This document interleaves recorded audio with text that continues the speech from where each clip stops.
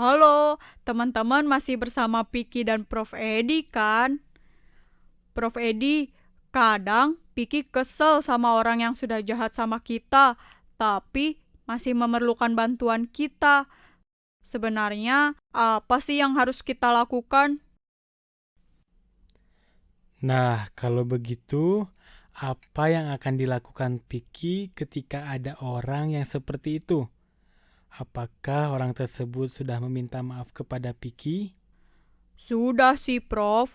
Tapi karena Piki kesal pada orangnya, jadi Piki biarkan saja, tidak Piki hiraukan.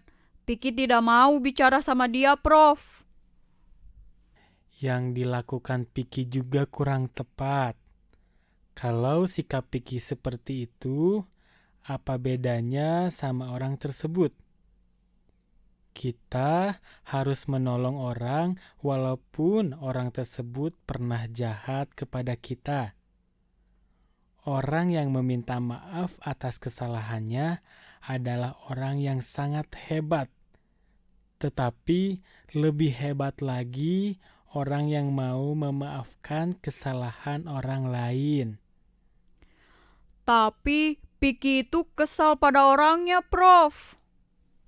Nah, Piki mau mendengarkan sebuah kisah tidak?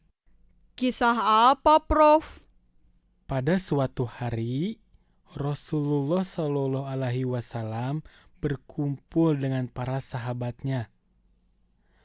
Beliau diberitahu malaikat pada hari kiamat nanti ada dua orang yang duduk sambil menundukkan kepala di depan Allah Subhanahu wa taala.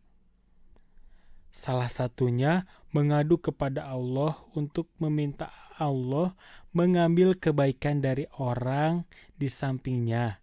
Karena dulu orang itu sudah berbuat jahat padanya. Lalu, apa yang dikatakan oleh Allah, Prof? Allah berkata, "Bagaimana mungkin aku mengambil kebaikan saudaramu ini, karena tidak ada kebaikan di dalam dirinya sedikit pun." Jadi, orang yang jahat itu tidak punya kebaikan, Prof. Betul, orang yang mengadu pun bingung, tapi tidak menyerah. Ia akhirnya meminta Allah membiarkan dosa-dosanya dipikul oleh orang di sampingnya. Apa yang akan Allah lakukan, Prof? Allah menyuruh orang yang mengadu itu untuk mengangkat kepalanya. Coba pikir tebak, apa yang dilihat oleh orang tersebut? Hmm, tidak tahu, Prof. Jadi, orang itu melihat istana-istana yang terbuat dari emas, perak, dan berlian. Sungguh sangat mewah. Orang itu bertanya, siapa yang akan memiliki istana tersebut?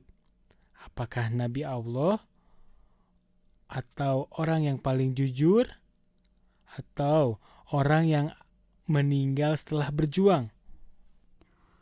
Wah, istananya pasti megah sekali. Jadi, siapa yang akan mendapatkan istana yang megah itu, Prof? Nah, Allah berfirman bahwa istana itu diberikan kepada orang yang mampu membayar harganya. Orang itu bertanya, siapa yang mampu membayar harganya?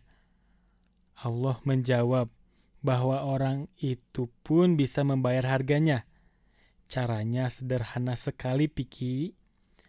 Allah memberitahu caranya, yaitu orang tersebut memaafkan saudaranya yang duduk di sampingnya, yang ia adukan pada Allah. Orang itu pun akhirnya memaafkan orang yang sudah berbuat jahat padanya. Ternyata hal kecil tersebut bisa berdampak besar ya, Prof. Tentu, Piki. Makanya kita harus menjadi orang yang pemaaf dan tidak memiliki dendam pada siapapun. Siap, Prof. Kalau begitu, mulai sekarang Piki akan memaafkan orang yang sudah jahat pada Piki. Keren, Piki. Untuk teman-teman di rumah, jangan memiliki sifat pendendam ya. Harus bisa memaafkan. Karena memaafkan seseorang tidak akan menurunkan harga diri kita. Kalau begitu, jangan kemana-mana ya. Tetap di Piki dan Prof. Edi.